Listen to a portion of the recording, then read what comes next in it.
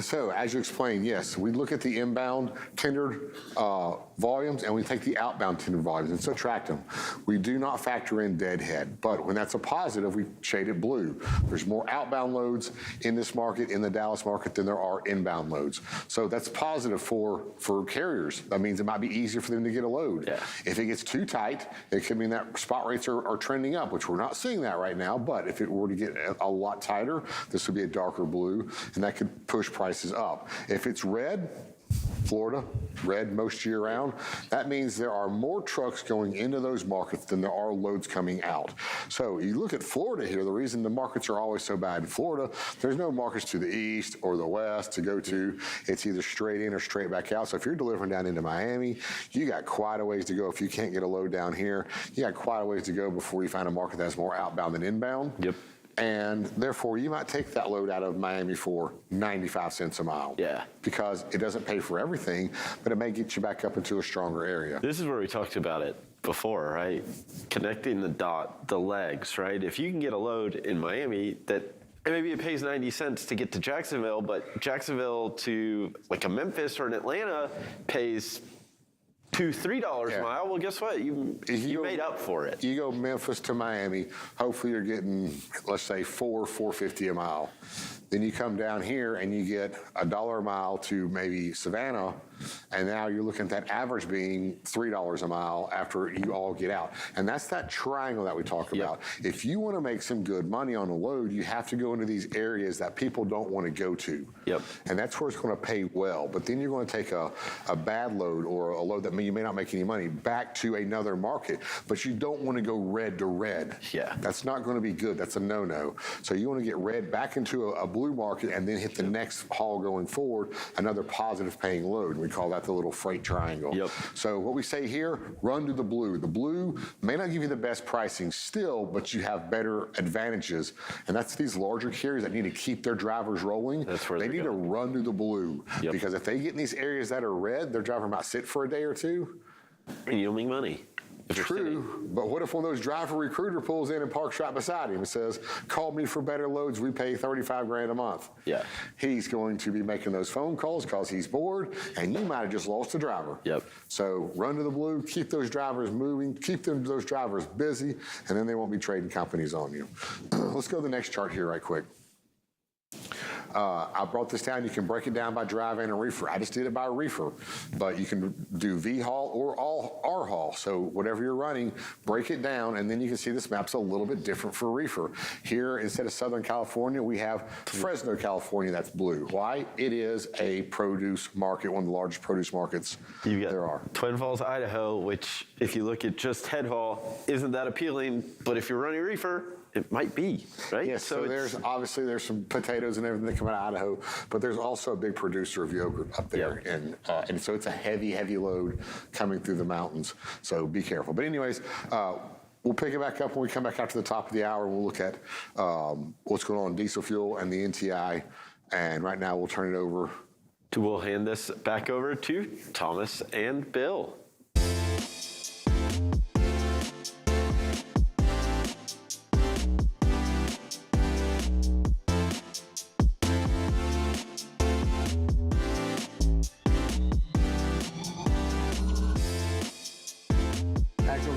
Why have one carrier or one community update when you can have two?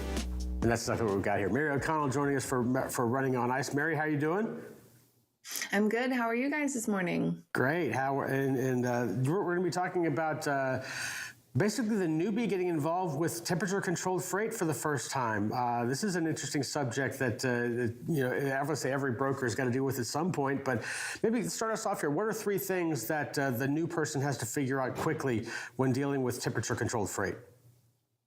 I mean, the most important thing is obviously just know what the temperature is supposed to be. But no, this week we kind of get to have a, what I like to call is a beautiful crossover event. We, dive into the brokerage side of temperature controlled freight and what that looks like, because it's a very important part of the cold chain, obviously, as a lot of cold shippers will use brokerages to move their goods. So, And really, the biggest thing that you need to know is when you first just jump into a brokerage or you first start your brokerage, don't just start with cold chains. Start with regular dry van, understand the transportation industry, get your feet wet there. And then after you feel confident with that, then jump into reefer and refrigerated and temperature controlled freight, because everything you know about dry van, just throw it out the window, because you're going to be learning it all over again.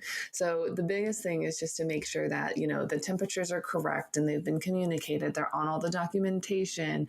You had those conversations with your shippers about, what are the threshold there? Like, what are the variant thresholds? How high can it go? How low can it go? Make sure you have the proper visibility tools before that shipment to make sure that, if you're going to be going through a desert, that, they've serviced their reefer lately. Those are some of the most important things that you want to know is, what are the shipper's expectations for this load? Does the carrier have enough insurance to cover the goods? Because a lot of times some of those refrigerated and temperature controlled loads, those require just a little bit higher insurance than you would on a typical dry van. So anything that you have like that, you're going to need. And if you have a carrier that is not willing to, get the higher insurance, maybe don't use them, because that's an immediate red flag that you don't want to deal with. Because if something does go wrong, it's just not going to be a good time. Let's put it that way. That's going to be tough. As my first boss years and years ago told me at one point, technology is great when it works. When you get to that point, obviously you're going to have fluctuations. You're going to have changes. Like you said, you could be going through a desert. You could be going through areas where maybe it's still cold, but you still have to maintain some sort of temperature inside the van. With that, how do you deal with temperature fluctuations, and what happens when things inevitably at some point go wrong? So the biggest thing is just making sure that your driver's informed. So having a seasoned driver that's used to running a reefer unit, used to running temperature controlled freight, that's going to be the number one thing, because that driver, they will know, okay, well, I'm about to go into Arizona, the desert, where it's usually, even in like January, it's still hot. So it could be hot in the days and and cold at nights. So that's where you need to just have a driver that's familiar with this type of freight and working with those reefer unit. So that way, maybe they can adjust it a little bit. There's some different service things that they can do, as the drivers can do before they head into maybe the Northeast in the wintertime or the desert in the summertime. There's some extra adjustments and things that they can do. And the biggest thing is knowing that driver knows what to do. Because if they do, then that'll kind of help you down the road, and the chances of that product spoiling or, being unusable when it delivers is going to be significantly less with a seasoned driver. So obviously, if you can find a driver that's been running temp freight for 20 years, that's going to be a pretty good driver you're going to want to hold on to. And speaking of drivers, customer characteristics, especially as a new broker, you're trying to source them, is very important. I've noticed if they don't give you enough information about what to preset your reefer trailer at, you can have some problems like spoiled ice cream. What are some things that red flags and green flags new brokers should be looking for when they're trying to find the right customers to work with? Green flag is immediately a customer that is communicative, responsive, upfront with all their details. We love a customer that over communicates and has all of their expectations and needs just laid out from the day one. That is like the chef's kiss of customers. They are beautiful. They are wonderful. They are truly a unicorn, though, because in reality, no, not a lot of shippers are going to say, well, here's everything I have. Here's everything I want you to do. Okay, have fun. Unfortunately, sometimes customers are a little less forthcoming with that data. So, for example, if you have a customer that says, oh, yeah, it's just a couple produce loads, but they never really tell you exactly what it is until you get there, or until maybe you get extra details.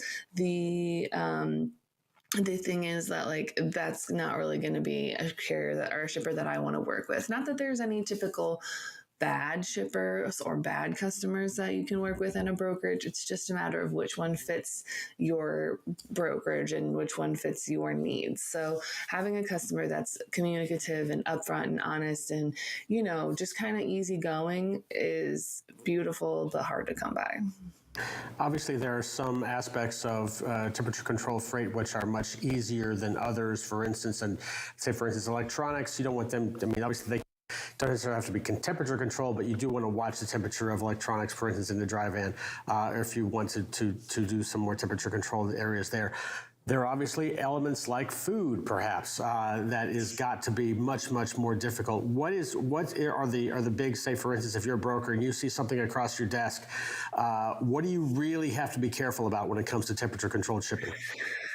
The first thing that comes to mind is something that Thomas mentioned earlier, and that's ice cream. If you're shipping ice cream, when that goes bad, it goes bad, and it's a mess, and it's a nightmare, and it's a no for me. But then again, I also am one of the weird ones that say, oh yeah, I'll haul produce, I'll haul harvest season stuff anytime. But that's because ag is what I'm familiar with. So food is I'm not as familiar with. So to me, that's its own beast.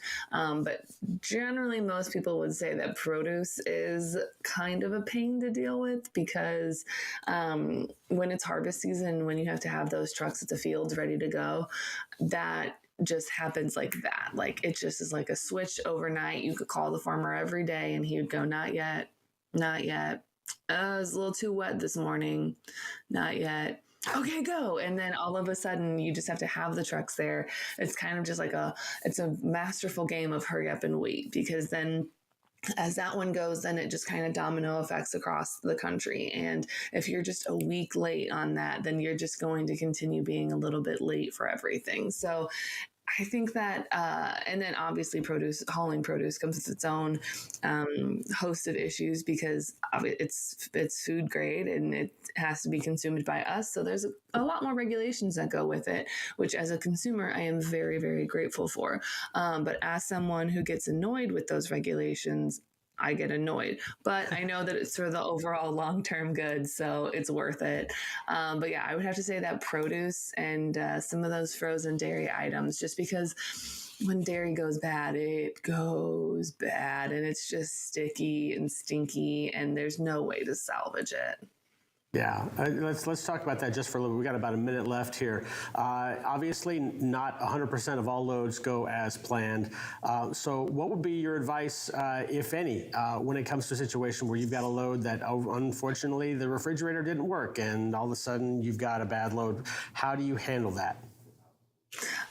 My approach is slightly different than other people's, as in I want to tell the customer as soon as possible that something went wrong. Mm-hmm. Other people like to try to hide it, which isn't exactly the best.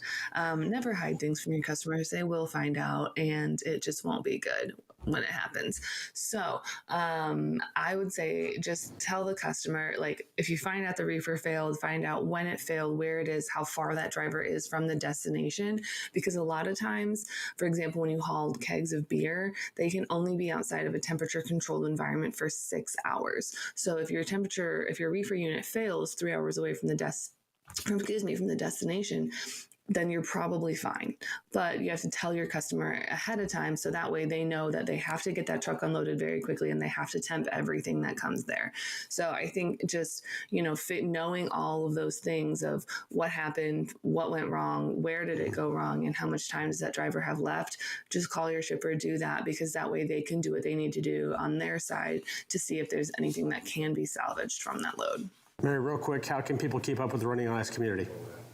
If you want to keep up on Running on Ice, just don't get off of FreightWaves TV at all today. Just stay on there until 2:30. You're going to see me, and we're going to have a good time talking about freight and the cold chain. So just stay on FreightWaves TV till 2 o'clock today. And then after that, you can find me on Twitter at Mario_119, and you can subscribe to the newsletter on FreightWaves.com/runningonIce. Mary O'Connell, thanks so much for joining us. Anytime, guys. Thank you. All right, Mary O'Connell, our Running on Ice community leader. And we're going to take a short break here, but we'll come back with a whole lot more, including Patrick Berglund from excuse me, from Zanetta.com. Excuse me. We'll be back with him right after this.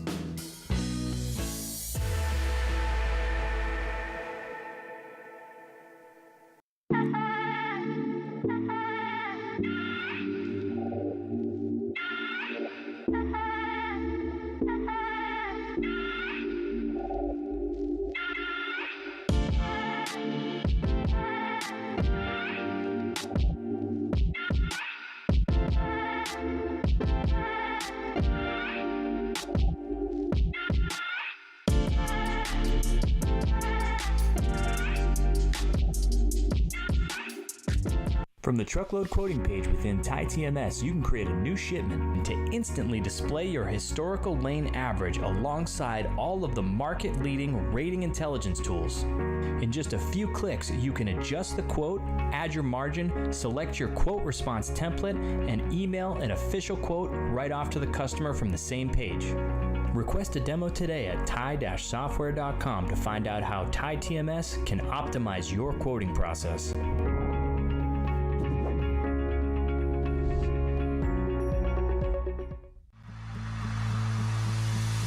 When guests come to an event like F3, we know what they want is a chance to show off their products, their swag, and make new partnerships that will last until our next FreightWaves event. But the problem is there are so many industry events, it can be so hard to find the right one to invest your time and energy in.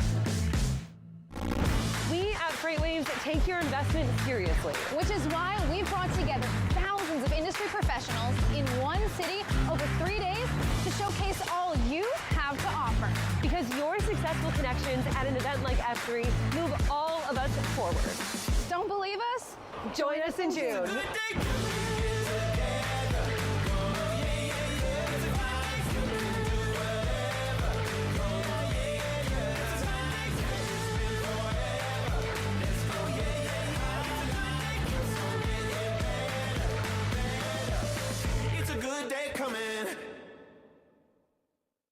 Hey everybody, this is Thomas Wasson, enterprise trucking carrier expert here at FreightWaves, telling you about my show, Loaded and Rolling.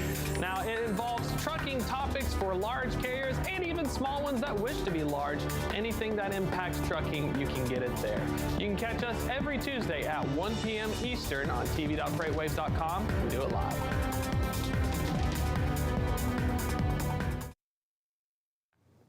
Welcome back here to FreightWaves Now, and we're going to take a trip across the Atlantic and visit with Patrick Berglund of Zanetta.com, who is at the end of his day, perhaps, in Oslo, Norway. Patrick, thanks so much for joining us as we get a chance to talk about ocean carrier rates and things that are. This is a world that is changing rapidly, with alliances being broken up, and also you've got issues with Russia there as well. Let's just start with a 50,000-foot view of the situation as you see. What are the major factors right now in ocean shipping? Guys, thanks for having me on. I think if you really want to take a step back, we moved from a seller's market to a buyer's market. There's been scarcity for boxes and capacity on the vessels for a couple of years, going through the pandemic, and then demand drops off, and we find ourselves in a situation over the last 6+ months where there's been a surplus of everything, and with congestions easing and too little cargo fighting for too much capacity fighting for too little cargo, it's very quickly become a buyer's market, and that's a problem for the carriers. And now finally the shippers are seeing massive relief on their budgets. And trying to understand, coming off of 2 years of unprecedented rates, making predictions often feels a little bit difficult. What are some of the near-term things in terms of outlook for these carriers? Is there a very real concern that not only their contracted businesses are going to see declining rates, but that potentially some more may be inadvertently priced out of the market coming off of record years? Well, there's going through the pandemic, a lot of the importers and exporters really filled up their warehouses to try and deal with all these supply chain disruptions. And what we're seeing now is they either really emptying out their stock and demand has fallen, but arguably not as much as what we're seeing volumes on the ocean fall. And that's a problem. And the reason for that is is the situation with the warehouses and sort of emptying that out.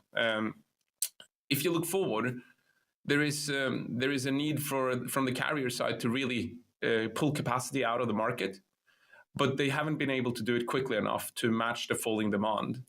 And there is very little that indicates that this equilibrium from the carrier side will be hit in the next 3 to 6 months. And that is almost a little bit of a mystery considering what they learned going through the pandemic, right? There's literally 10 carriers controlling more than 90% of global trade. You would imagine that they would strangle capacity in order to bump rates back up, at least to some degree from where we are now, because spot rates have fallen dramatically, but contract rates have followed much more quicker than we thought. If you take the traditional cycle on Far East into US, those contracts would typically be renewed, in April and May when the traditional cycle runs in the US. But we can see from a peak of mid-2022, for new contracts coming in and renegotiated contracts coming in, we can already see a 70% drop-off on those long-term contracts. So already now, we can guarantee you that the earnings reported by the carriers in Q1 and Q2 is going to be substantially down. Yeah, that's going to be an amazing numbers to watch there, for certain. One of the great X factors, perhaps maybe the greatest X factor in all of this, is maybe geopolitical issues and how things are working in those routes. I mentioned Russia earlier in terms of what they're doing and how that has changed things in terms of going from Russia to the European Union to America. You also have China coming back online, so to speak. They're coming out of COVID. People are going back to work. Perhaps more manufacturing is happening there. It's a tough question to answer, but how do you look at geopolitical events and how that is affecting the ocean rates? Well, I think what we learned now, or at least I've seen over the last 15 years within this space, is that there's always something. There's always something that's going to hit us. And whether that is a new US president that starts a trade war in China, whether that's Brexit, whether it's Taiwan, Ukraine, or lockdowns in China, the list is endless and goes on. And it can also be more obscure things like Ever Given blocking the Suez Canal, right? So when I try to look ahead, I can, with most certainty, say that something unprecedented is going to hit again, and that's going to swing the balance of supply and demand in this industry. And that with that, it's essentially impossible to predict. But what we see is that there's such a surplus of capacity that it's very likely that they will not be able to turn it quickly around. So for 3 to 6 months, you have some visibility that probability of rates skyrocketing again is limited. Now, there are certain things that is worth highlighting, that if you look at transatlantic, it's fundamentally different so far than what you have on the front haul trades of Far East Asia into US or Far East into Europe. That one is still holding up, arguably because it's two carriers controlling about 75% of the market, but also because US importers changed a lot of their sourcing pattern through the pandemic to source more goods from Europe, right?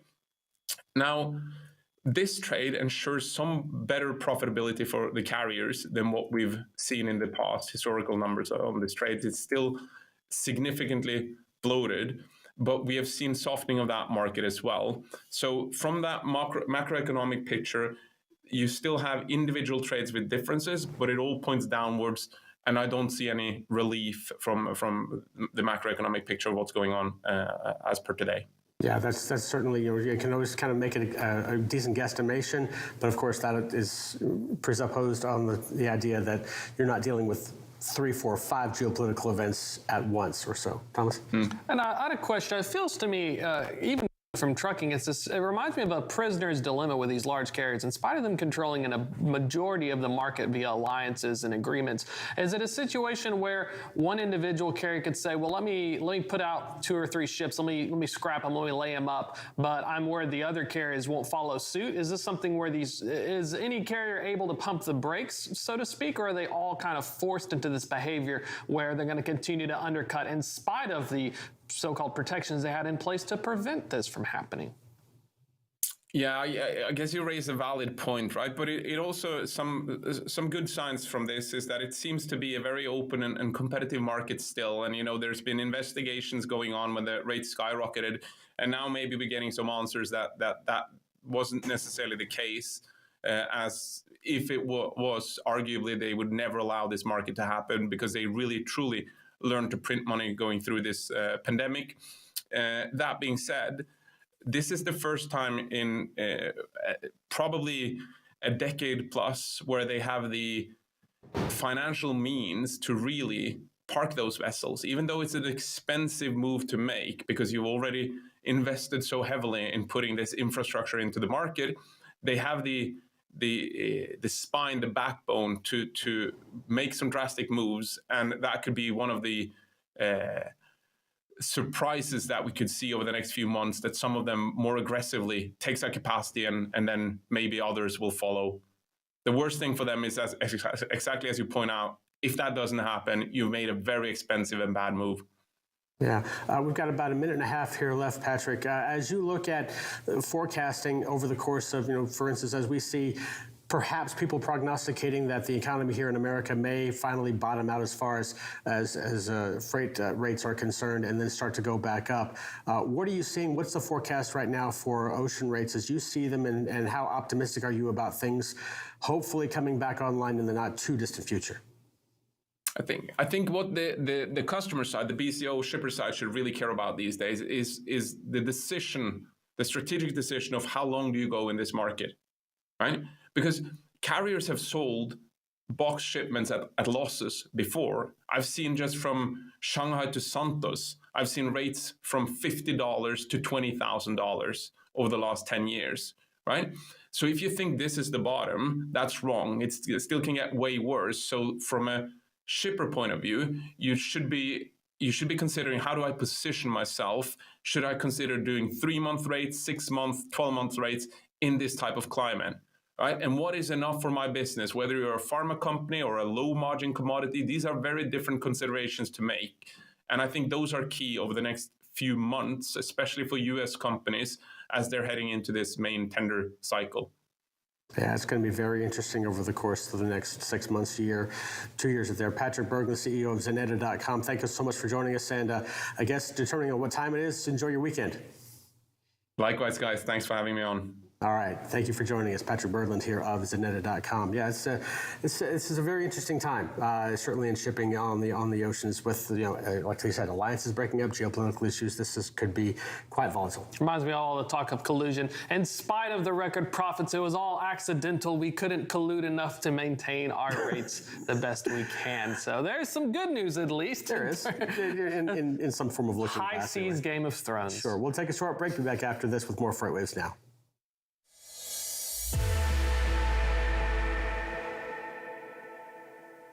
Welcome back to another edition of Check Call. Check Call. Check Call. Check Call. Let's go. Nobody works for free, so why should we be expecting our drivers to?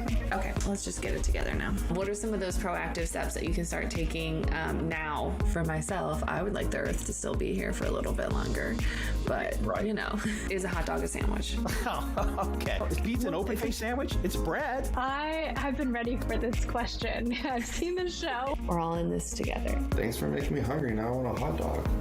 You're welcome. Catch episodes of Check Call Tuesdays at 12:30 on FreightWaves TV. Keep up with all things Check Call on FreightWaves.com/checkcall. See you on the internet. From the truckload quoting page within TieTMS, you can create a new shipment to instantly display your historical lane average alongside all of the market-leading rating intelligence tools. In just a few clicks, you can adjust the quote, add your margin, select your quote response template, and email an official quote right off to the customer from the same page. Request a demo today at tie-software.com to find out how Tie TMS can optimize your quoting process.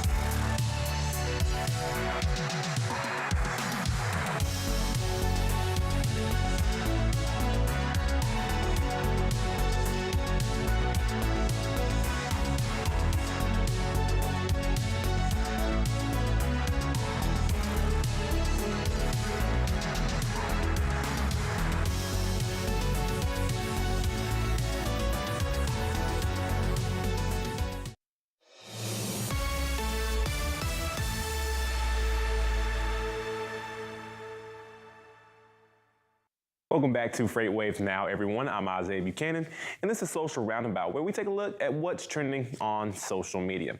Well, it's Friday. I know you're ready for the weekend. The big game, Super Bowl 57, is coming up this weekend, and it's a historical Super Bowl.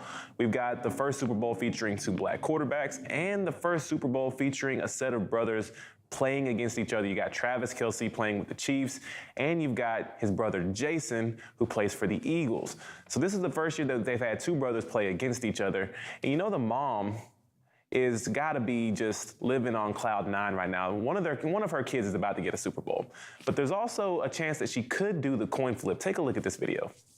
This is a petition we can all get behind. As we're sure you know by now, this year, the Super Bowl is also the Kelce Bowl. And while Jason and Travis will be battling it out on the field, their mom Donna will be watching proudly from the stands. And get this, 2 days ago, someone started a petition to get Donna to do the official coin flip before the Super Bowl. And it has over 160,000 signatures. Here's what she said about it on their podcast. If America voted on it, would you flip the coin, yes or no? I would if the two of you say that it will not be a distraction to you. It won't be a distraction to me. I'll tell Roger. I'm an expert focuser. I'll call him up. You have his phone number? Nope, I don't. I love her answer. It's a typical mother answer. As long as it's not a distraction, I'll do it. Now, I want to talk about the potential bets for this game. Last time I talked about how the NFL is potentially scripted. Well, Arian Foster, former NFL player, came out and said that the NFL follows a script. And that's really affected the bets on this game because there was a fake script leak saying that the Eagles were going to win 37-34. And according to Action Networks, that's the most popular correct score bet, making up 21% of bets on their site. And then for BetMGM, it's their most popular bet overall with plus 8,000 odds. It started out at plus 25,000, and then after the whole script thing, it dropped to plus 8,000. So who knows? If the score ends up being 37-34, I will have some questions and I may stop watching the Super Bowl altogether or the NFL altogether, but I highly doubt that it's going to come down to that. I think it's just a way for them to get more money out of you because they know it's not going to end in that score. That's all I have for this edition of Social Roundabout. I'm going to toss things back over to Thomas and Bill. All right, thank you very much, Isaiah. And boy, we've got a big event coming up here soon, don't we? Definitely do a week long. Basically, well, most of the week. Most of the week. It is one of the most busy weeks that we on the production side of things get to go through because, of course, it's just a ton of information. Global Supply Chain Week, again, coming up in just a couple of weeks. Get your tickets now. For this because there's going to be a lot of talk, we're going to cross the entire gamut of the freight world with what's going on with speakers, keynotes every day, and even we're going to be doing a FreightWaves Now in there as well. And we have wonderful door prizes. Pretty sure these things are free as well for the sign up, but you need to just put your name on there as well. Put yourself in there. Where's the door prize graphics? Somewhere in there we have a picture on the slides. You'll find out there's a chair in there somewhere, a nice nice Yeti chair. That's just one of the teases. There it is. There you go. Check it out, folks. Join us, sign up, chance to win. You'll thank me afterwards. Yep, it'll be the 21st to the 23rd of February, and got a whole lot more coming up there as well, including even our live events that are coming up with a future supply chain coming up in Cleveland, Ohio. That's going to do it for that for our promo here. Let's take a look at the last 24 hours in freight with our market update.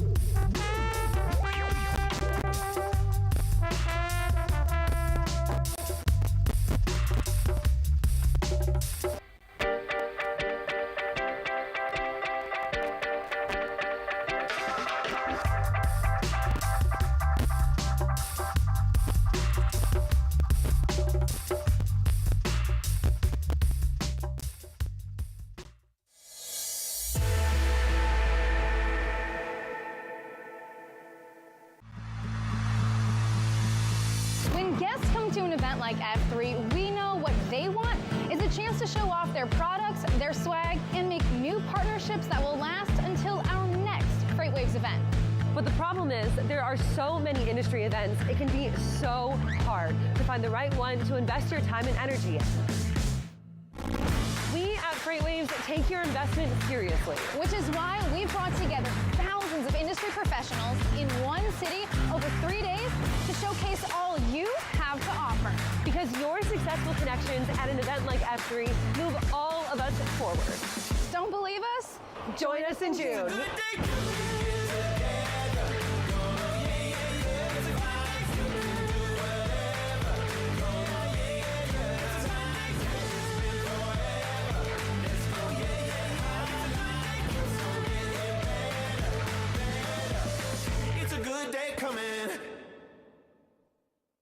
From the truckload quoting page within TieTMS, you can create a new shipment to instantly display your historical lane average alongside all of the market-leading rating intelligence tools. In just a few clicks, you can adjust the quote, add your margin, select your quote response template, and email an official quote right off to the customer from the same page. Request a demo today at tie-software.com to find out how TieTMS can optimize your quoting process.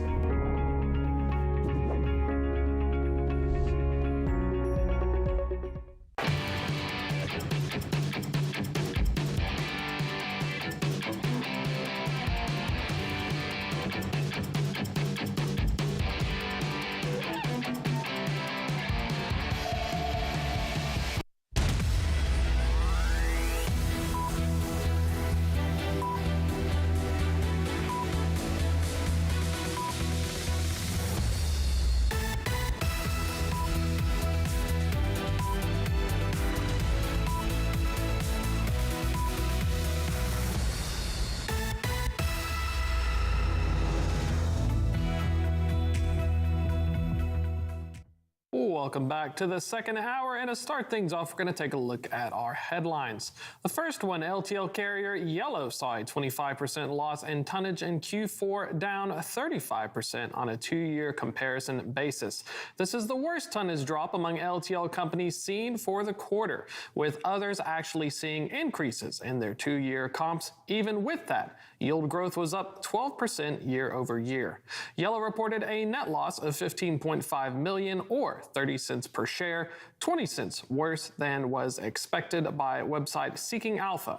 That number included the benefit of a $28 million gain from a terminal sale as well. In other news, executives at U.S. Express remained optimistic as they broke down the carrier's fourth quarter earnings, which again came in at a loss. Execs made mostly sequential quarter-to-quarter comparisons instead of year-over-year ones. As for back-to-back year, the carrier has made major pivots to its strategy with the addition and then withdrawal from the variant initiative. U.S. Express posted a net loss of $10.5 million in the fourth quarter compared to a $19.4 million loss in Q3.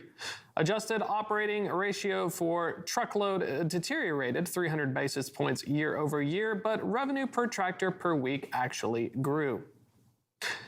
And the U.S. Postal Service reported results for its fiscal 2023 first year yesterday, which saw revenues rise 1% even while volume declined. Shipping and packaging revenue rose to $8.8 billion, while volume there dropped by 70 million pieces. The Postal Service is just another carrier feeling the weight of declining e-commerce demand, even though they say volumes still top pre-pandemic levels. USPS posted a $1 billion net loss on the quarter, a $519 million reduction from the same period in the fiscal year 2022. Also, the U.S. industrial real estate market had a strong year last year, even as market activity fell off sharply in the fourth quarter.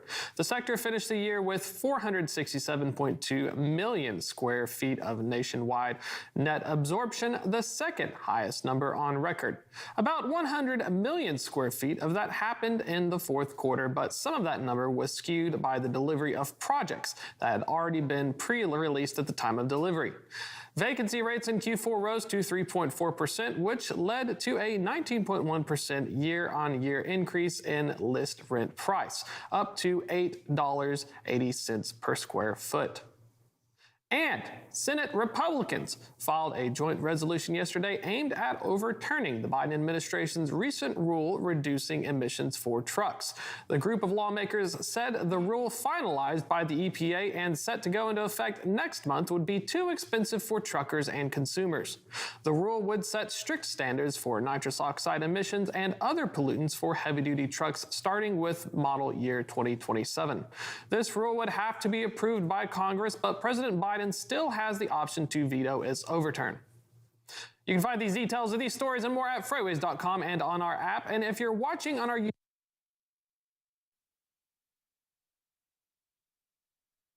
FreightWaves, tv.freightwaves.com, we're going to toss it over to the wall with Tony and Donnie for our carrier update.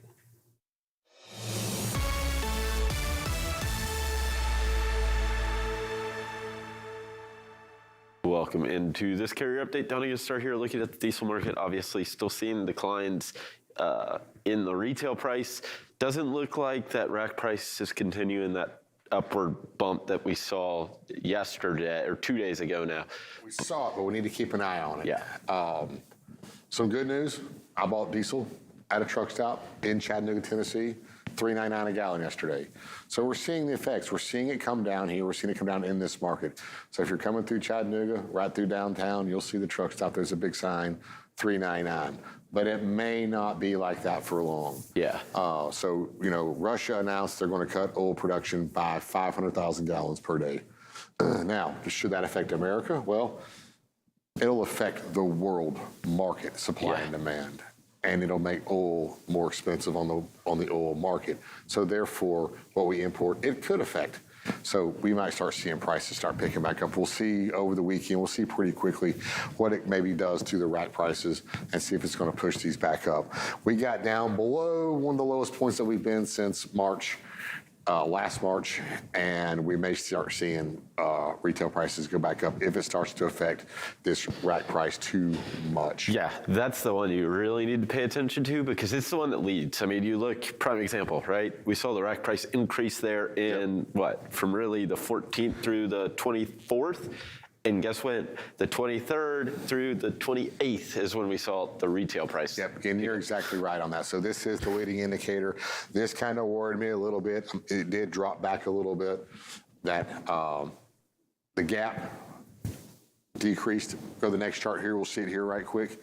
The spread between retail and wholesale, it's still holding here at 149. So we're still in good shape here. But if this comes down, if wholesale comes down a little bit and that rack comes up like we saw the other day when we were talking about it, Tony, it can reduce that spread very quickly. Yeah, I mean, we get down here to below this 120 mark. Gas stations, fuel stations are going to start to get nervous and start pushing rates back up. Yeah, we saw a 13-cent drop in one day. Dropping 20, 30 cents can happen very quickly, especially if that rack price shoots up very fast, which it can happen. And they're looking for any excuse to push those rates back up, and they've got another one right now. Yep. So Russia announced that, and OPEC said, we're not going to make up for the slack. We're not going to increase our production to fill in that 500,000 barrels per day of crude. So, again, that's another excuse. Yep. All right, let's go to the next chart here. Let's look at spot rates right quick here. So we talked about this a little bit earlier. We saw a bump here just a little bit. We had some weather effects this week, kind of coming towards the end of the week, got up to right around 250. And here for a Thursday, because we're one day behind on this, we're back down to a 248. So there's not a lot of volatility, I want to call it. We see these ups and downs. They're getting smaller, and the trend still seems to be going slightly down. Yeah, I mean, the one thing I'll call out is when we drop that 262 mark, that 7-day rolling average is going to come down just a little. Yeah, and here we talked many times, Tony, about, we were holding between 265 and 275. And then it's like, all right, now we're between 255 and 265. And our mark of where this is standing, it's going down slowly. But as we decrease, we come down, and then we drop another 10 cents after about maybe 30 days, and then another 10 cents. So but coming forward, we're going to have a reduced amount of freight coming in because of Chinese New Year. That's going to be hitting the middle towards the end of February. So we're going to see port volume slow down on the West Coast, and that can also affect this. So we'll see how things go, but expect things to continue to slow as we finish out the month of February, and then hopefully maybe in March we'll start seeing some pick back up. Absolutely, Donnie. Thank you so much for this update. Right now, we'll hand it back over to Bill and Thomas. All right, thanks so very much, guys. And we're going to get into a subject now with Jordan Graft, who is the CEO of Highway, joining us here from Dallas, Texas. And Jordan, we're going to talk about cargo theft. And this is a very, very interesting subject. And the fact that when you got to me earlier and said, this is what I want to talk about, I was elated when the subject came up because we had people mentioning this very subject earlier this week. It's kind of come to a head. It's not something we talk about very much, but it's certainly something that needs to be addressed. First off, thanks for joining us. Hey, Bill. Hey, Thomas. How you guys doing? Good to talk with you. Thanks for being here as well. All right, so let's go. First off, what's going on? What are you seeing, and what are those that are, say, for instance, bad actors trying to do in this situation? Yeah, so I thought the article that you all published was really great. The only thing was the headline photo of it, where the guy's cutting the lock off the trailer and he has the ski mask on. Is it really a realistic of what's happening out there, right? So, obviously they're finding ways to get inside the networks of shippers and carriers. And once in the network, whether they're masquerading as another carrier or they set themselves up under authority they've created, they're finding ways to get a hold of the load and take it. And once they have possession of it, right, then it's in their their possession. They can do with it whatever they want. I think the most important things that were kind of highlighted in the article and that we see is that this isn't one-off activity. Right. These are groups working together using consistent. And the way we know that is using consistent techniques for trying to find their way into the networks of brokers That's what we see primarily brokers, but I know they're going after shippers as well. We see patterns in how they try and where they're trying to operate geographically, what loads they're trying to find and what lanes they're trying to work. And some of that has to do with, if you think about this is a physical activity where you have a truckload of product, you're going to have to move it somewhere where you have a warehouse that you control to be able to offload this amount of product, right? When they're doing it at this scale. So they're operating, and the article talked about California, Texas, and Florida. They're operating in markets where they have physical locations where they can stage this inventory, right? So, I think those trends are really important for us to think about because it's like a risk matrix, right? You got to think about where you're moving cargo. You got to think about your relation to the carrier and their experience with you, but then also you got to think about risk factors that you may see around fraudulent activity as you're engaging with your network. And kind of digging into that, I think it was real fascinating. I think it was $223 million worth of product was lost in 2022. Is this a situation where I remember running HVP 200 miles without stopping, making sure for high value products? Are there any pragmatic steps carriers and even shippers can take to try and reduce this risk? Or is it more of a situation where if you end up in large places, Miami, Atlanta, California, like LA and Dallas, you just have to be on guard? Are there any pragmatic steps to kind of reduce the chance that your trailers are the one? Yeah, I think the risk is definitely different for the carrier, the broker, and the shipper. But let's talk about carrier and broker because that's where we spend most time. So for carriers, the risk that we're seeing for them right now is first their identity is getting stolen at scale that hasn't happened in ever. Right? There's hundreds of attempts every day for bad actors trying to steal the identity of a carrier, represent themselves as a carrier that they're not to a broker, and that's primary risk number one for a carrier because you talk about reputation damage, you're talking about potential claims back to them because their identity was represented to receive a load. The second risk for a carrier is engaging with a broker who's actually double brokering. It's not just co-brokering or something like that. They're really trying to fraudulently defraud them and not pay them, and that's where we see probably the biggest gap today.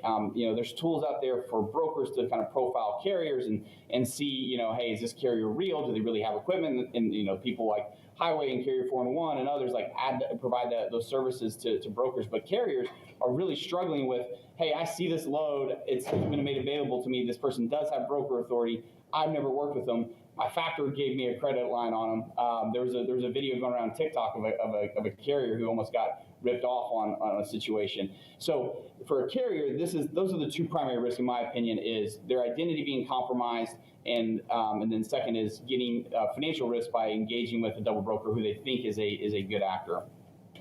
Jordan, when you look at, go ahead. Go ahead. Okay. So looking at the situation where, I know we've got a bit of delay and we got to figure it out. So looking at the situation, obviously there is the physical act of stealing a trailer. Obviously, as you mentioned, say for instance, just getting a hold of the truck, getting a hold of the carrier of the trailer itself. There is also, for instance, as you mentioned, these are larger groups. Maybe we're doing, how are we working on the internet? How are we trying to perhaps maybe even crack a database, trying to figure out where our load goes? How does the scam work?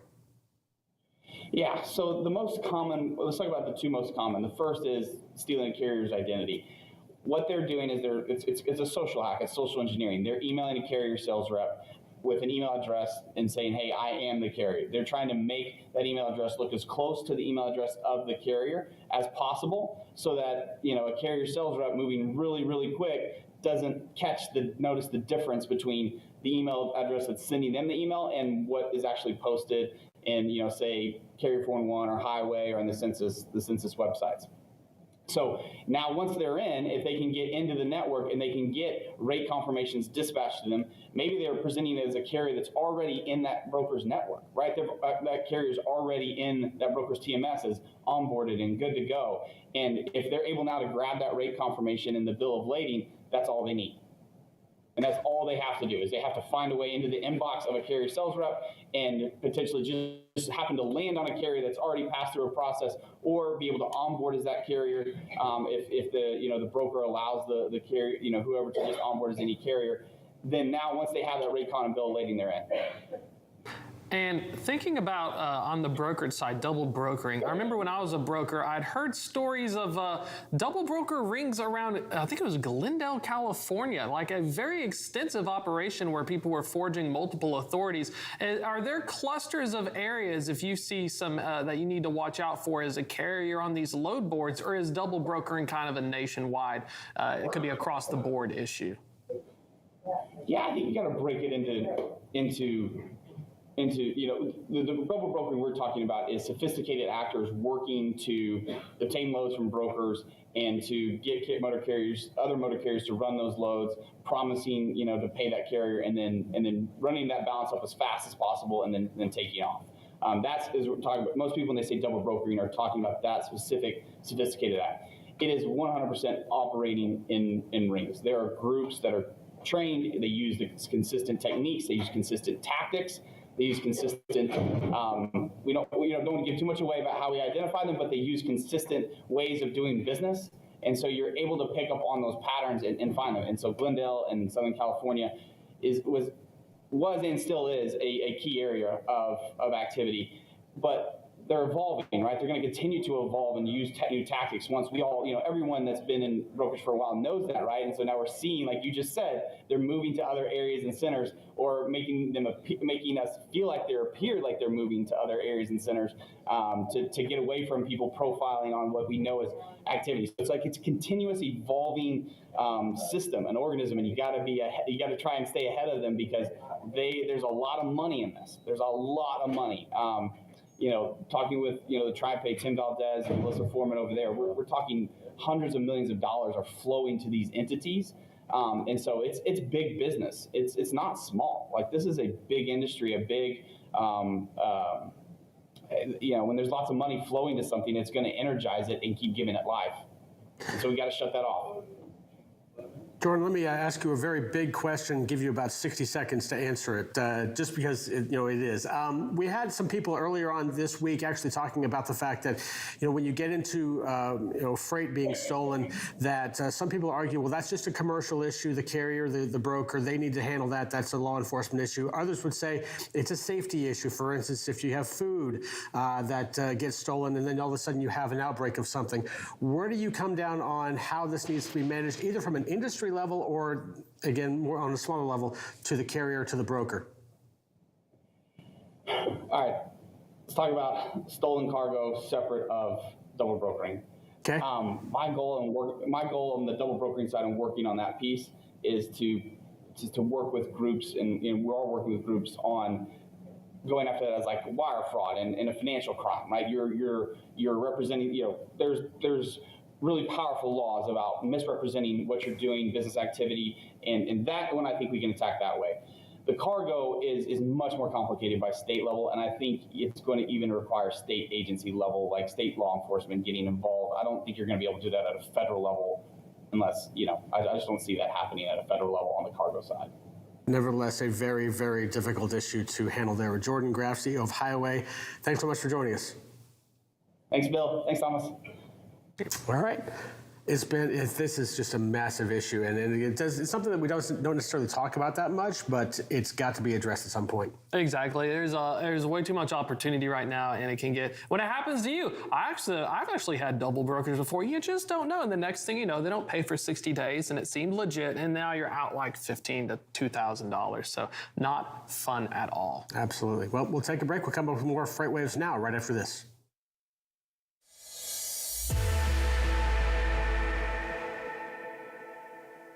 The 2023 Freight Tech 25 list is filled with meaningful innovators from across the industry who are helping shape what the future of supply chain will look like. Check out the full list of these companies and all the latest Freight Tech news at FreightWaves.com. From the truckload quoting page within TieTMS, you can create a new shipment to instantly display your historical lane average alongside all of the market-leading rating intelligence tools. In just a few clicks, you can adjust the quote, add your margin, select your quote response template, and email an official quote right off to the customer from the same page. Request a demo today at tie-software.com to find out how TieTMS can optimize your quoting process.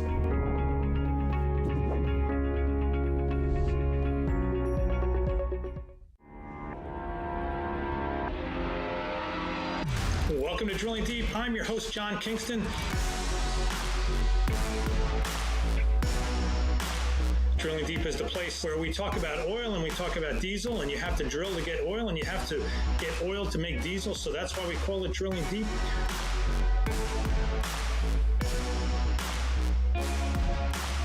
Drilling Deep drops every Friday on FreightWaves TV and all available podcast platforms.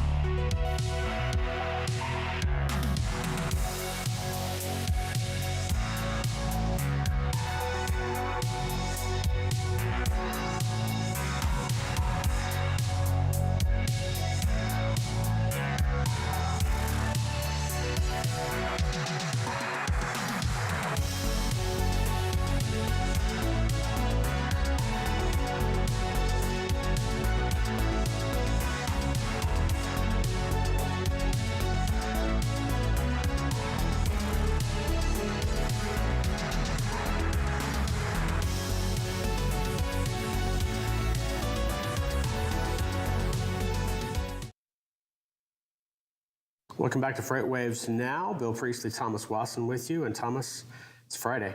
It's Friday, which means a special edition of one of our famous shows, The Economy Lately. And I have not seen this, so I have no idea what's coming, and I'm going to duck if anything was going to perhaps hit me there. But here is your latest edition of Economy Lately.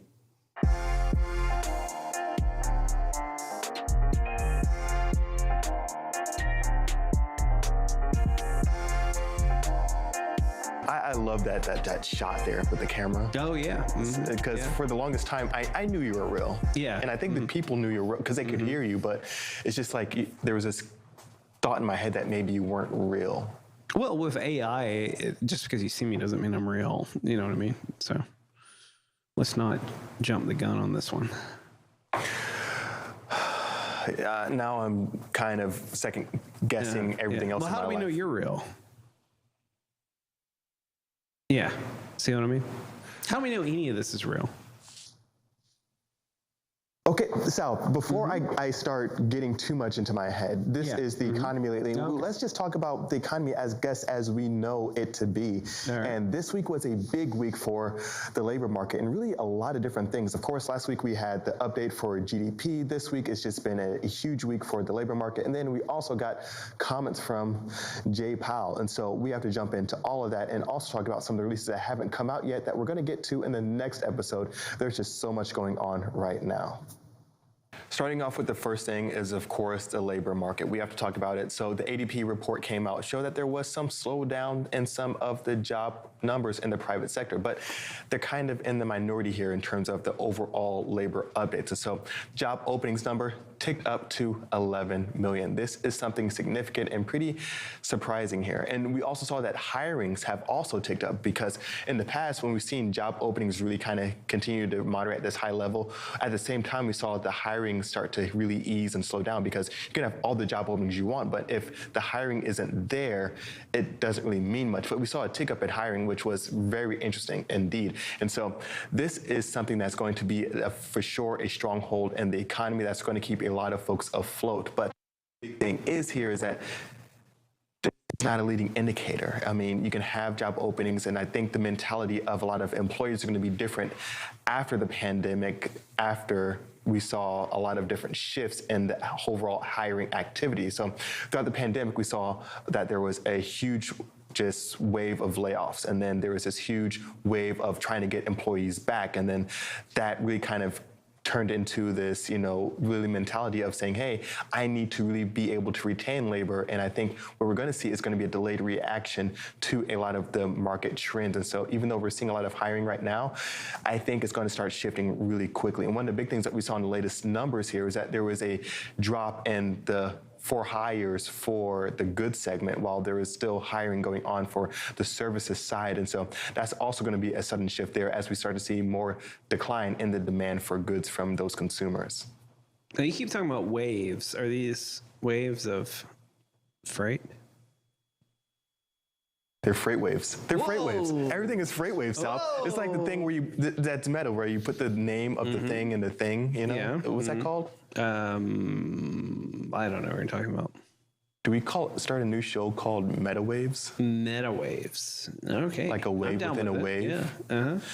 Anyway, but we got some really interesting data around the employment, and this is going to be something that the Fed is definitely going to be watching closely, because we saw Jay Powell give his little talk, his speech, not too long ago, and we did see that there is going to be a raise of 0.25% on those interest rates. And so that's going to be another increase to be fighting against that inflation battle that is just so pesky.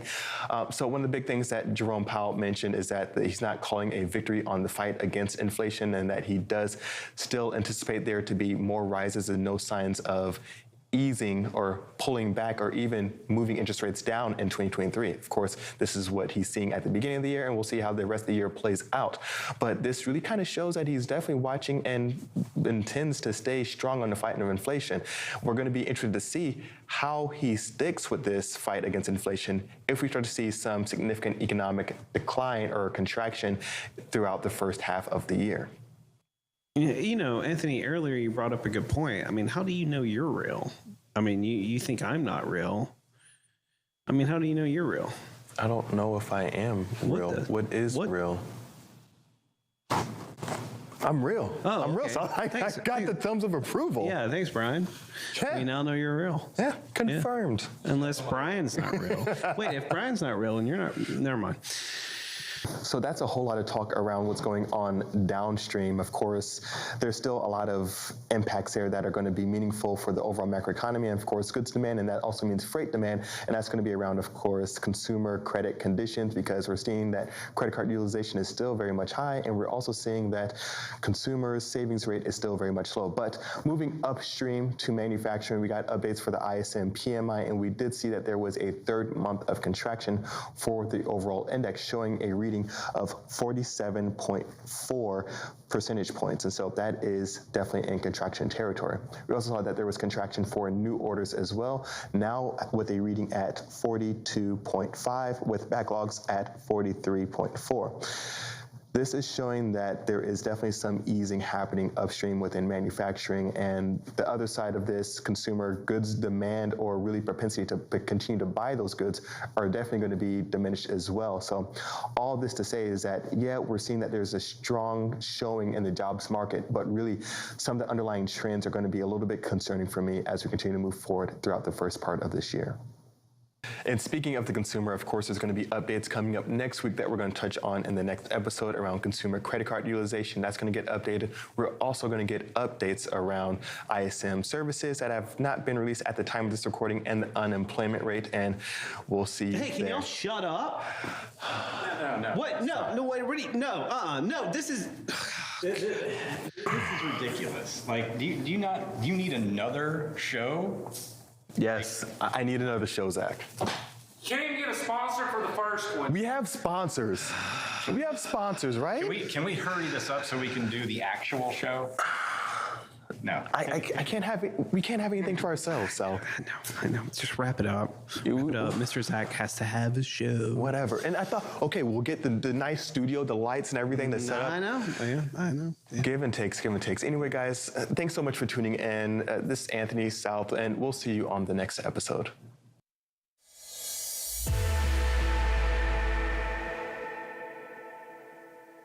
Hey everybody, this is Thomas Wasson, enterprise trucking carrier expert here at FreightWaves, telling you about my show, Loaded and Rolling. Now, it involves trucking trucking topics for large carriers and even small ones that wish to be large. Anything that impacts trucking, you can get it there. You can catch us every Tuesday at 1 p.m. Eastern on tv.freightwaves.com. We do it live. From the truckload quoting page within TieTMS, you can create a new shipment to instantly display your historical lane average alongside all of the market-leading rating intelligence tools. In just a few clicks, you can adjust the quote, add your margin, select your quote response template, and email an official quote right off to the customer from the same page. Request a demo today at tie-software.com to find out how TieTMS can optimize your quoting process.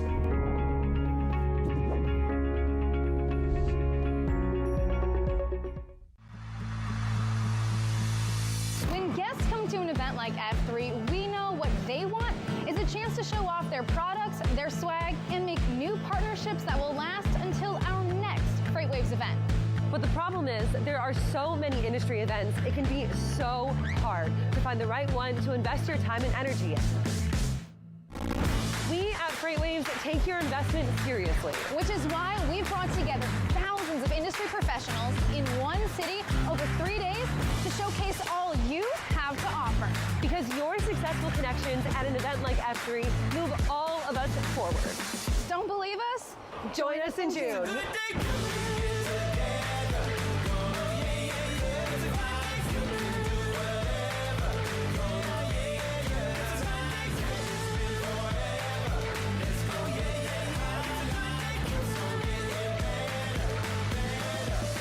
It's a good day coming.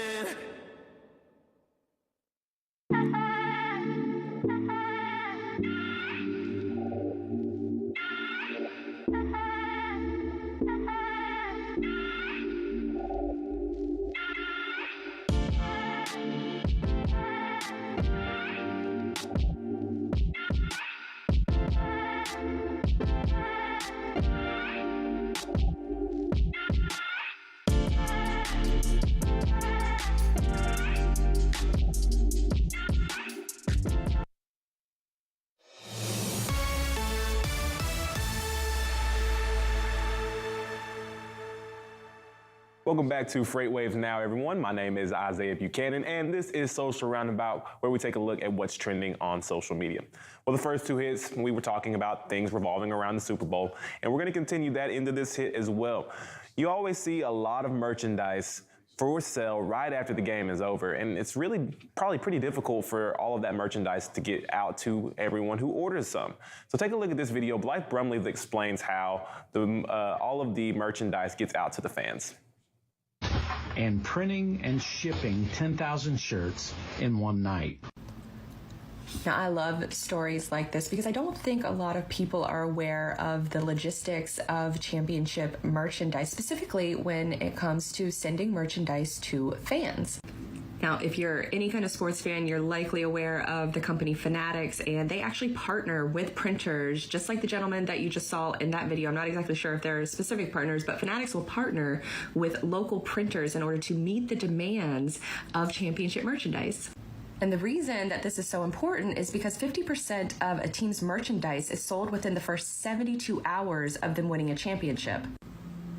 Fanatics will also partner with companies like Uber in order to make sure that that merchandise gets from where it's being printed into the fans' hands, including pop-up shops and along the Victory Parade route. Let me know if you want a part 2. So she did actually post a part 2 on her TikTok page, which is Everything is Logistics. Make sure you give her a follow. But part 2 talks about getting the merchandise to the players who are on the field, the winners of the championship game, the Super Bowl, etc. She also has a new podcast out right now, also called Everything is Logistics, talking about Super Bowl marketing. So if that's something you're interested in, make sure you give her a listen. She's always putting out great content. That's all I have for this edition of the Social Roundabout. Right now, I'm going to toss things over to Bill Priestly with our roundtable.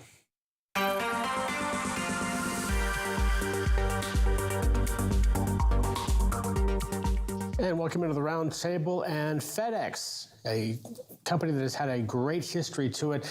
Unfortunately, going through some very rough times, getting back to last September and then through now with more additions of announced layoffs, and perhaps maybe not the bloom off the rose, but maybe the shine off the truck. And joining us to talk about it a little bit is Mark Solomon, our staff writer and based in Atlanta, Georgia, who has covered FedEx for, shall we say, a long time. Mark, thanks for joining us. Good morning, Bill. How are you? Good. I am well. Hope you are as well. This is an interesting topic. You wrote an interesting commentary on this called "The Purple Promise Damaged."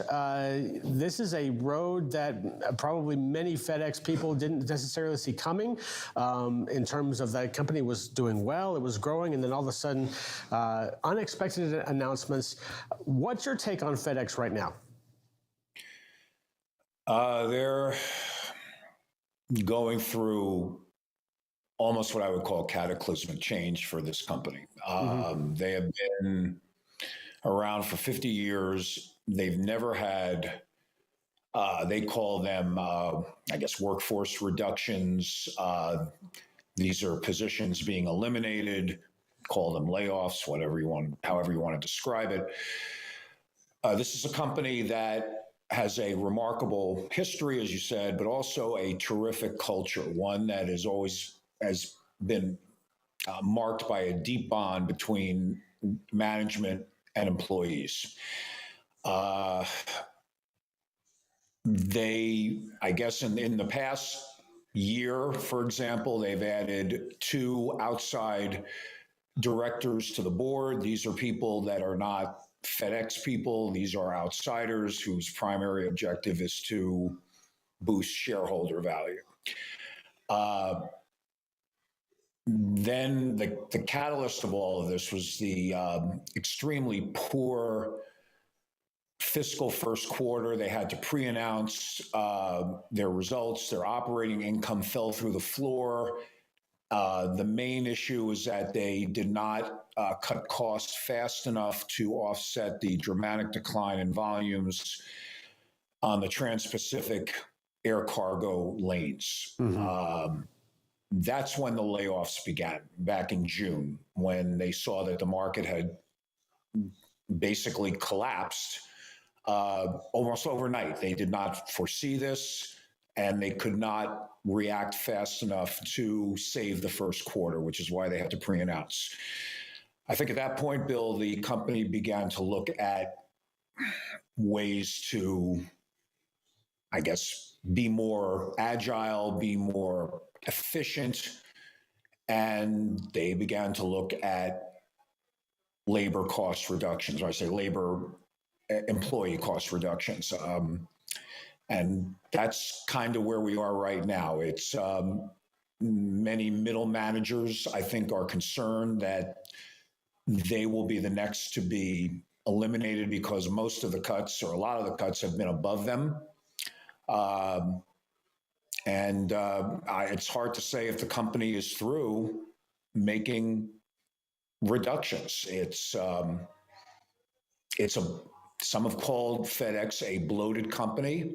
There may be a valid point to that, but nonetheless, it's still a shock to the system, because this is a culture that has almost been cradle to grave employment. And as I said, a family-oriented relationship. If you put in the work, you are taken care of. And that seems to, at least for now, to be ruptured. Yeah. We have seen layoffs across the board. Amazon announcing large layoffs, Microsoft, other companies as well. This doesn't seem to be limited, obviously, of course, to FedEx. But is FedEx perhaps in a slightly different position in terms of how these layoffs are coming, or is this just simply the economy that we're living in and this had to happen anyway? I think it's both. I think the economy has slowed. The pandemic spike is over. We're getting back to some level of pre-pandemic reality with volumes. And again, we're in a slowing economy, both here and in markets abroad. Interest rates are going up. And many economies are struggling to keep, to remain vibrant when the consumer is starting to pull back. Yeah, absolutely. In terms of FedEx's culture, as you mentioned, obviously, as you said, cradle to grave, they take care of their employees. How tough is it right now for FedEx to have to grapple with these changes? I think FedEx understands the reputation that it has as a terrific place to work. That's been built over decades. I can't imagine, and I'm not inside the company, I can't imagine this being easy for anybody who has to lay people off, eliminate positions. And what I've heard, and again, this is in my reporting, is that the layoffs were at random. There was no real rhyme or reason to it. They weren't performance oriented. I talked to one person who had always gotten terrific evaluations, and this person got laid off. And again, there doesn't seem to be any, I guess, lack of a better phrase, rhyme or reason as to why the company took the actions it did. People are shocked. They're reeling because they didn't see it coming. Many of the people who were laid off, Bill, were upper level in this last round. Were upper level executives, many making 150 and above. They couldn't conceive of being on the end of a pink slip, but they were. And again, the suddenness of it, the randomness of it, again, not what I'm telling you, but what people have told me, is what blows them away. And no other way to put it. Yeah, moving in a direction forward now, in terms of where FedEx is going. I remember you and I and Zach Strickland talking about FedEx being too big to fail, and I'm not even going to try and broach that particular subject. But as you look at this, are these moves a righting of the ship, or has the ship maybe sprung a leak and now we're trying to repair that as it even tries to begin to chart a course forward?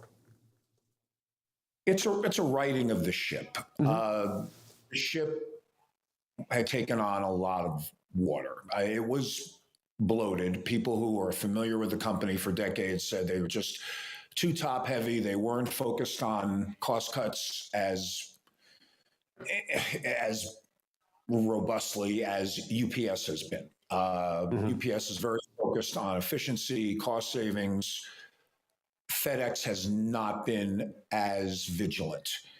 I think what you're seeing now is an attempt to bring that vigilance up to UPS's level. I'm not saying they're there. I'm not drawing a comparison between the two companies. Right. But I think FedEx is positioning the company for what it sees to be a slowdown in the market. Plus, they're saving billions of dollars. They've got multiple cost-saving initiatives underway that will save them about $7 billion.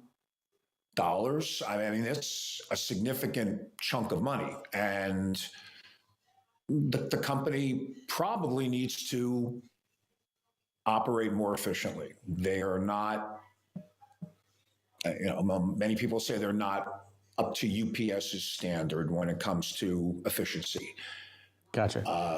Said that the manner in which these cuts were implemented, carried out, is something that I couldn't imagine after following the company for nearly 40 years. Yeah.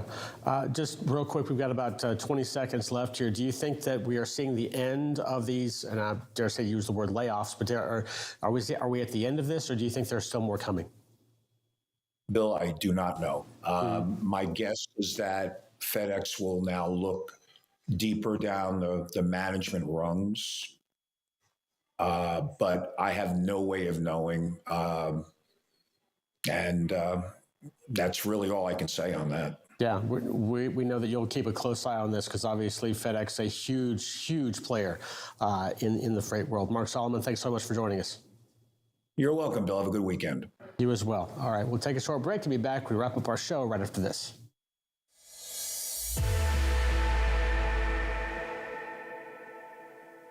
The 2023 Freight Tech 25 list is filled with meaningful innovators from across the industry who are helping shape what the future of supply chain will look like. Check out the full list of these companies and all the latest freight tech news at FreightWaves.com. From the truckload quoting page within TieTMS, you can create a new shipment to instantly display your historical lane average alongside all of the market-leading rating intelligence tools. In just a few clicks, you can adjust the quote, add your margin, select your quote response template, and email an official quote right off to the customer from the same page. Request a demo today at tie-software.com to find out how TieTMS can optimize your quoting process.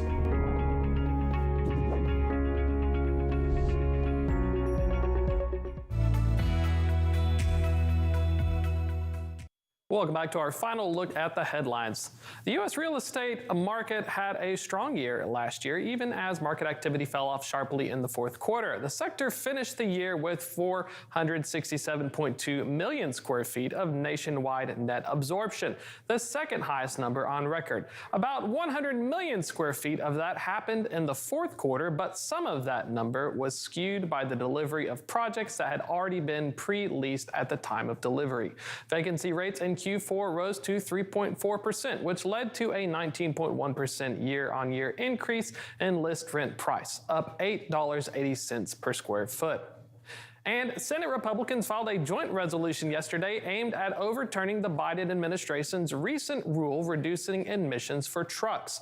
The group of lawmakers said the rule finalized by the EPA and set to go into effect next month would be too expensive for truckers and consumers. The rule would set strict standards for nitrous oxide emissions and other pollutants for heavy-duty trucks starting with the model year 2027. This rule would have to be approved by Congress. And shares of Ford Air fell sharply yesterday morning after the company reported a significant weakness in the fourth quarter LTL tonnage, blaming unexpected reversals in size and weight per shipment totals. The company saw tonnage drop 16% year over year. The core problem is that shipments contained 20 to 25% fewer pieces than the company or its customers anticipated. However, it expects inventory levels to normalize by the second half of this year. Ford Air saw fourth quarter revenue growth of 5% and posted a diluted earnings per share of $1.65. Now you can find details of these stories and much more on FreightWaves.com and on our app. And if you're watching on our YouTube channel, don't forget to hit that like and subscribe button. For the full FreightWaves TV experience, head on over to tv.freightwaves.com. We're going to toss it over to Tony and Donnie for our final carrier update.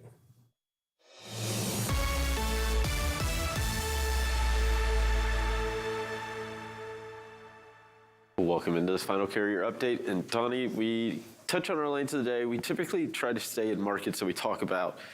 Today, we're taking a little different approach. We're going to use some of these lanes that your customers, when you are on that CS team, they're actual lanes. So these are real lanes that customers are running. I catch a lot of slack about right down here. Yep. I'm like, what is all that? Well, that's where I was demoing Market Dashboard to my customers. I asked them to give me a lane, and I showed them basically how to save their lanes into the list. Yep. So these are real customer lanes. So instead of just doing the Atlanta to Chicago, Chicago to Minneapolis, Minneapolis to Dallas, we're going to jump in here. I'm going to click on some of these. I clicked on some of these real lanes, and we're going to look at them. So Marsalis, Illinois to Delaware, Ohio. Midwest run, 362 miles. I like this lane because this is a real lane. This is not Chicago where there's a ton of capacity. This is not St. Louis, that's PUR, sorry. This isn't St. Louis where there's a ton of trucks. This isn't Kansas City where there's a ton of trucks. This is Western Illinois, and it could be difficult to get capacity here. And what does that do? That can push the rate up here. So I left the map up here for a reason, for that reason. But we run it, it's 362 miles, and it comes out to $3.39 a mile. Not too bad. Not bad for a Midwest 362-mile run. It's not a one-day run. You can probably almost turn this. You'll get there. If you can get a quick unload and reload, you can get most of the way back and keep that truck moving. Yep. Low 315, high 370, confidence score of a 2. So there is some volatility in this lane. Hit the little double arrow buttons if you're running this lane. What we got coming back? 281. So not bad. If you're based in Illinois and you're running Illinois to Ohio, and this is your backhaul rate that you have to find a brokerage load on, or a spot market load, a 281 per mile backhaul, not a bad rate for this time of the year. As you can see earlier in the year, it was up over 320 a mile. Yeah. So not, especially when you factor in that average, it's right at $3 a mile, just maybe slightly north of $3 a mile. Yeah, if you were to run one direction on contract, you could do better because that high fuel surcharge. Yep. All right, let's do the next lane here right quick. Findlay, Ohio to Minneapolis, Minnesota. Hopefully this is not a tire run. For those of you who picked up in Findlay, Ohio, you probably know what I mean. You know who the shipper is, and you know these loads can be terrible, especially if you're an hour late. It could be another week before it delivers back. So we'll just keep this and hopefully it's not a tire load. But running Findlay, Ohio up to Minnesota, 684 miles. This is a pretty good run. $2.69 a mile. That's pretty tough because, this is one of those that could lock you up for 2 days. Yeah. But if we run this portion on contract, let's hit those double arrows and see what coming back from Minnesota back to Ohio is. 302. So if I run contract up, which this would be, if it's one of those tire loads delivering into Minnesota, I've ran that lane before, and I'm coming back at $3 a mile for 700 miles, I'm going to be pretty happy with that. Yeah, for sure. Anything, again, that $3 a mile mark is kind of that sweet spot, especially right now as this market continues to show signs of softening. Everything around this 248, 249, that's pretty impressive. Yep, absolutely. Thank you, Donnie, for the updates. We'll be sure to check in with you again next week. Right now, we'll hand it back over to Thomas and Bill. All right, thank you very much, guys. We got a big day coming up here, Thomas. Quite a bit of content. Yeah. Friday is just getting started. Gonna have at noon Eastern. Right after this, What the Truck? Followed at 1 p.m., of course, by Fuller Speed Ahead. 2 p.m., Running on Ice with Mary O'Connell, we spoke to earlier, of course. 2:30, Net Zero Carbon, Holy Cow, and 3 p.m., Drilling Deep. So if you think this is the highlight of your day, just wait, because we're just getting started, folks. And we have some events coming up. Yeah, we do have some events coming up in a couple of weeks. Global Supply Chain Week gets started, and again, February 21 through 23. Lots of great content coming up over the course of those 3 days as we go through the various interactions of freight over the course of those entire 3 days. A lot going on. CPG, retail, commerce, food and beverage. I could continue listing it, but you could also happen to read it. Where's the slide of the gifts? We also have gifts if you sign up. The door prizes. Folks, we're going to give them out, so definitely put your name in the hat for that. Of course, we'll toss over to Bill. This is about it for Friday, so if you do want to catch us, we're going to be back on next week at 9 a.m. on Monday. In the meantime, though, folks, it's been a pleasure. Keep watching and stay classy. We'll see you next week. He lives